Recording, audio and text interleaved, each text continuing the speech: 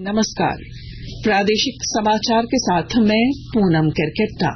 पहले मुख्य समाचार।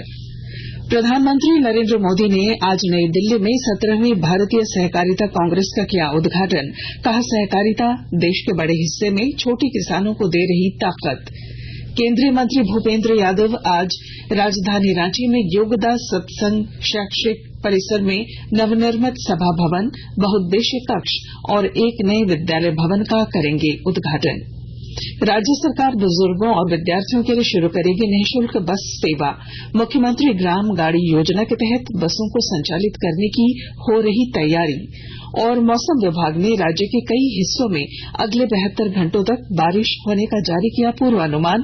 3 जून को धनबाद, देवघर समेत संताल के 6 जिलों में हो सकती है भारी बारिश। और अब समाचार विस्तार से। प्रधानमंत्री नरेंद्र मोदी ने कहा है कि सहकारिता देश के बड़े हिस्से में किसानों को संबल प्रदान कर रही है। हमारे देश में सहकार की भावना सबके सामूहिक प्रयास का संदेश देती है। प्रधानमंत्री आज नई दिल्ली में 17वीं भारतीय सहकारिता कांग्रेस के उद्घाटन सत्र को संबोधित कर रहे थे। उन्होंने कहा, सहकारिता के लिए अलग मंत्रालय और बजट का प्रावधान किया गया है। सहकारिता समितियों की ताकत बढ़ाने के लिए टैक्स दर कम किए गए हैं। करोड़ों किसानों के खातों में 2.5 लाख करोड़ रुपए सीधे भेजे गए। अमृत काल में सहकारिता को बढ़ावा दिया जा रहा है। इस सम्मेलन को केंद्रीय गृह सह सहकारिता मंत्री अमित शाह ने भी संबोधित किया। 2 दिन के इस कार्यक्रम से लगभग 5 करोड़ सदस्य ऑनलाइन जुड़े हैं। केंद्रीय मंत्री भूपेंद्र यादव आज राजधानी रांची के जगन्नाथपुर स्थित योगदा सत्संग शैक्षणिक परिसर में नवनिर्मित सभा भवन, बहुउद्देशीय कक्ष और नए विद्यालय भवन का उद्घाटन करेंगे।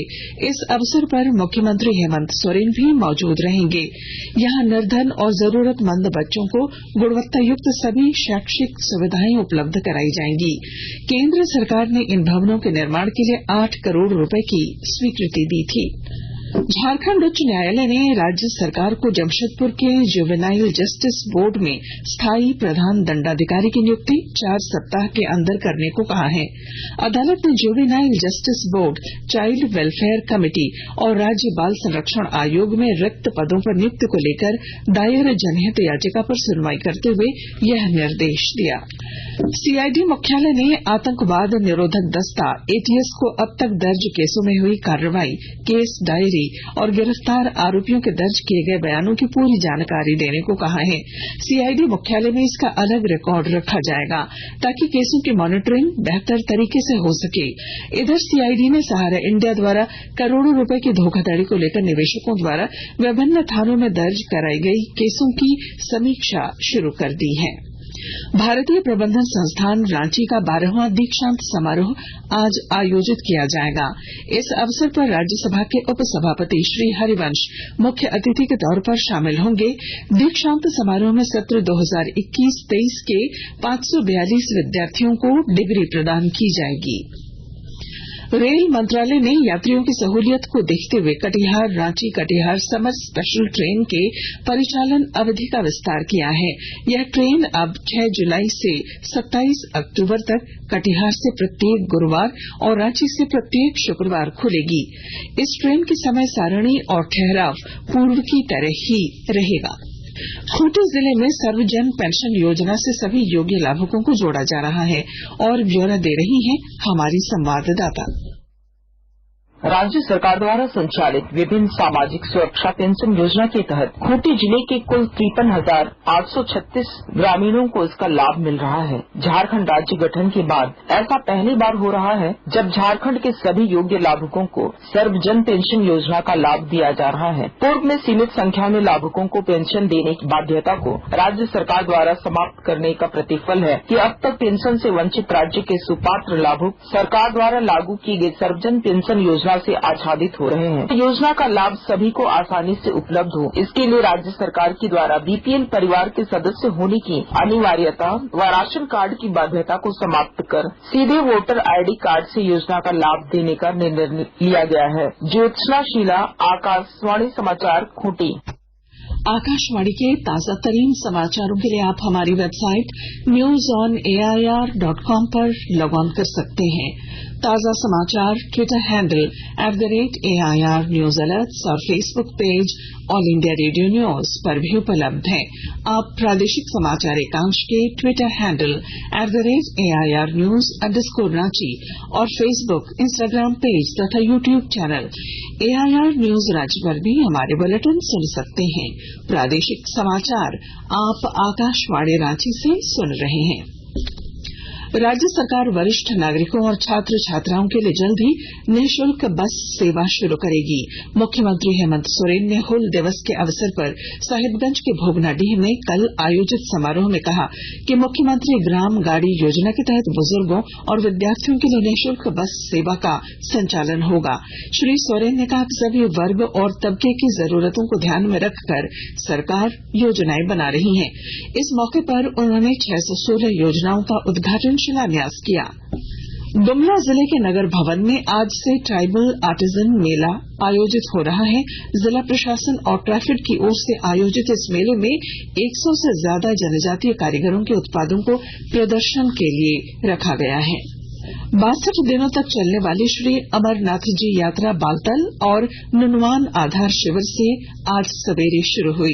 बालताल आधार शिविर से लगभग 4445 श्रद्धालुओं को रवाना किया गया, जबकि पहलगाम के रास्ते पवित्र गुफा तक जाने के लिए 2000 से अधिक यात्रियों को अनुमति दी गई है। जम्मू कश्मीर प्रशासन ने श्रद्धालुओं के भोजन, अस्थायी आवास और सुरक्षा के पुख्ता इंतजाम किए हैं।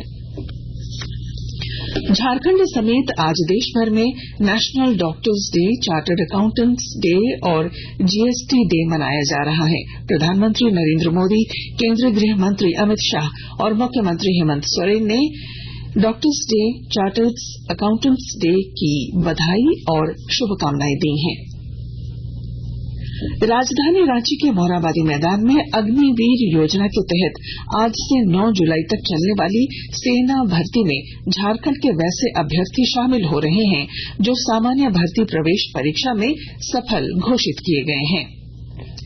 ईडी की विशेष अदालत ने मनी लॉन्ड्रिंग मामले में निलंबित IAS अधिकारी पूजा सिंघल और अन्य 4 की हिरासत अवधि बढ़ा दी है। अब 10 जुलाई को इनकी पेशी होगी। परमवीर चक्र विजेता अमर शहीद अब्दुल हमीद की जयंती पर मुख्यमंत्री हेमंत सोरेन ने श्रद्धांजलि अर्पित की है। दक्षिण एशियाई फुटबॉल परिसंघ SAF चैंपियनशिप में दूसरे सेमीफाइनल में आज भारत का मैच लेबनान से होगा। यह मैच बेंगलुरु में शाम 7:30 बजे से खेला जाएगा। आज इस प्रतियोगिता का पहला सेमीफाइनल कुवैत और बांग्लादेश के बीच दोपहर बाद 3 बजे से खेला जाएगा। और अब मौसम विभाग ने राजधानी रांची समेत राज्य के ज्यादातर हिस्सों में अगले 3 दिनों तक हल्के और मध्यम दर्जे की बारिश के साथ वज्रपात होने का पूर्वानुमान जारी किया है। वहीं 3 जुलाई को देवघर, दुमका, जामताड़ा, पाकुड़, गोड्डा, साहिबगंज, धनबाद और गिरिडीह में भारी बारिश हो सकती है। पिछले कुछ दिनों से हो रही बारिश के कारण तापमान में भी गिरावट आई है। और अब बुलेटिन के आखिर में मुख्य समाचार एक बार फिर। प्रधानमंत्री नरेंद्र मोदी ने आज नई दिल्ली में 17वीं भारतीय सहकारिता कांग्रेस का किया उद्घाटन। कहा, सहकारिता देश के बड़े हिस्से में छोटे किसानों को दे रही ताकत। केंद्रीय मंत्री भूपेंद्र यादव आज राजधानी रांची में योगदा सत्संग शैक्षिक परिसर में नवनिर्मित सभा भवन, बहुउद्देशीय कक्ष और एक नए विद्यालय भवन का करेंगे उद्घाटन।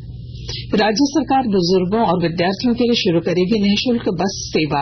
मुख्यमंत्री ग्राम गाड़ी योजना के तहत बसों को संचालित करने की हो रही तैयारी। और मौसम विभाग ने राज्य के कई हिस्सों में अगले 72 घंटों तक बारिश होने का जारी किया पूर्वानुमान। 3 जून को धनबाद, देवघर समेत संताल के 6 जिलों में हो सकती है भारी बारिश।